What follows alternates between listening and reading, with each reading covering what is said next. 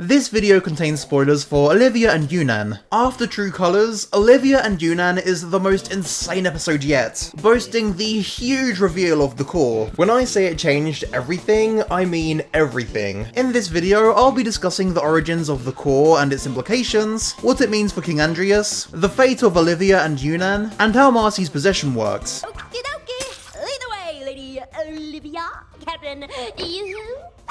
Before I begin, I'd really appreciate it if you could consider subscribing. Not only does it ensure you don't miss out on my latest Amphibia theories, it also stops my channel from getting obliterated by the algorithm, my own personal core. Oh, and my socials are in the description. Now back to the video. First of all, just what is the core exactly? As Andreas quite clearly states, the core is an amalgamation of all of Amphibia's greatest minds. And by Amphibia's greatest minds, I can only imagine he means his jerk-ass colonizer ancestors. As many expertly speculated, the secret room in the utopian castle basement was actually a place to keep prisoners from other worlds, and it turns out the reason they did this was to experiment on them and learn how they cheat death. The shadowfish being aliens explains why they have such a strange form, as well as why they're still alive after all this time. Or rather, somewhat alive. So it turns out the knight wasn't some mythical beast, but rather just a bunch of arseholes. This has me wondering, what exactly is the frog beast from the mural? Because I'm seriously doubting it's the core. The core doesn't have any obvious connection to the stones, so the frog beast might be something different entirely. Perhaps the frog beast in the mural could even be an ally, summoned by the stones and capable of taking the core out. Maybe that's what the prophecy is, and that's why they want to foil the prophecy.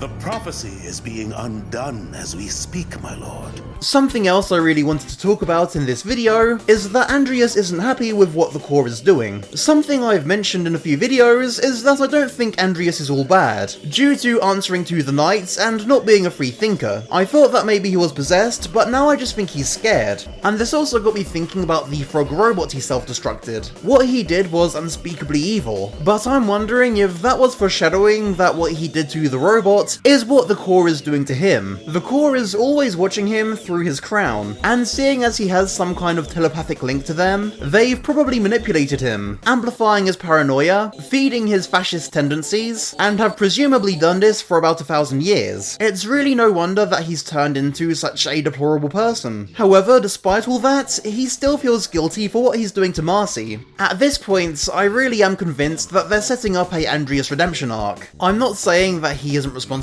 for his actions, and I really do hope that the show makes a point of that. With that being said, I think if Andrias was being manipulated all this time, it would be somewhat cruel to not give him a second chance. I mean, with the new evidence that's come to light, he clearly didn't intend to kill Marcy. I mean, he can barely watch as they possess her. I can honestly even see him saving her somewhere down the line, especially now the core has a new host, making Andrias disposable.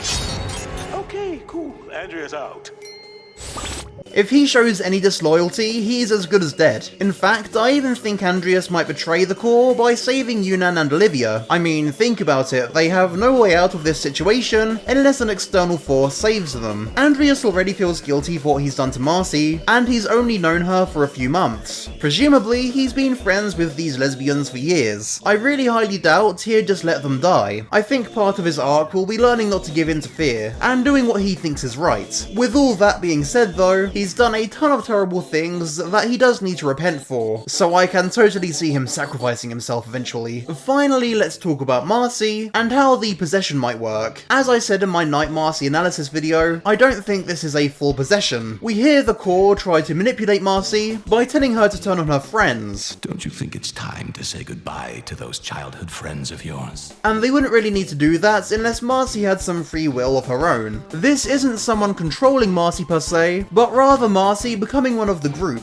Andreas said they chose her because she's intelligent. They don't want to take over her thoughts. The core wants her to use her thoughts to help them. Question is, if Marcy has free will, why would she agree to help them? In this episode, we learn that Marcy's biggest fear is facing the girls and hearing what they think of her. So I think a big motivation for Marcy giving in to the core will be to not hear what they think, fighting them instead of talking to them. This would make sense with how Marcy's most prevalent flaw is not thinking thinking about how her actions will affect others. This would also provide her a way to overcome her flaw without overtly making uncharacteristically evil decisions. Leave a like if you enjoyed the video, subscribe for more videos like this one, and comment with your own thoughts about the episode down below. Again, my socials are in the description. Thank you so much for watching, and I'll see you next time.